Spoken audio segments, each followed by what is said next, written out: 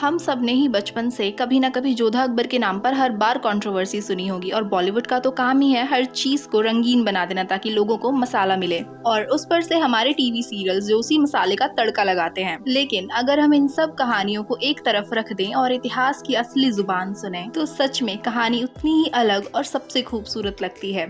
तो चलिए आज बात करते हैं इतिहास के पन्नों में लिपटी जोधा अकबर की कहानी की। आखिर कौन थी इतिहास की धड़कन जोधा?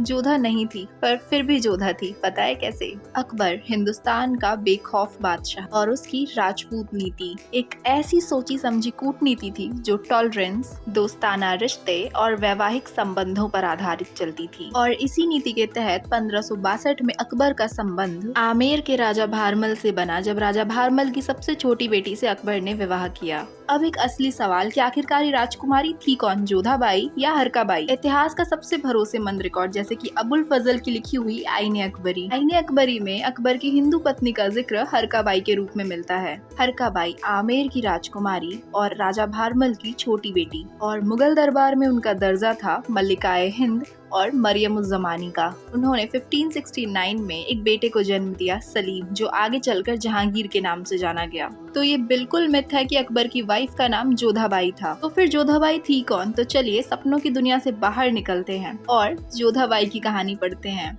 जहाँ एक तरफ जहांगीर ने भी अकबर की नीति को आगे बढ़ाया और राजपूतों के साथ अपने संबंधों को मजबूत बनाया और इसी कूटनीति के तहत उसकी शादी हुई जोधपुर की राजकुमारी जगत गोसाई से। जगत गोसाई ने 1592 में एक बेटे को जन्म दिया, खुर्रम, जो आगे चलकर शाहजहां के नाम से मशहूर हुआ और जगत गोसाई को भी मुगल दरबार में मरियम उज़ ज़मानी का टाइटल मिला। और क्योंकि वो जोधपुर से थी इसलिए जगत गोसाई को ही जोधाबाई कहा जाने लगा। असली इतिहास में हरकाबाई और जोधाबाई दो अलग अलग शख्सियत थी, एक अकबर की क्वीन और दूसरी बहू। तो बॉलीवुड और टीवी ने इन दोनों कहानियों को मिक्स करके एक रोमांटिक सी स्टोरी बना डाली जो सच से काफी अलग था। इसलिए फिल्मों को एंटरटेनमेंट की तरह देखो और अपने दिमाग पर ना चढ़ने दो। आज का टॉपिक पसंद आया हो तो वीडियो को लाइक और चैनल को सब्सक्राइब कर लेना।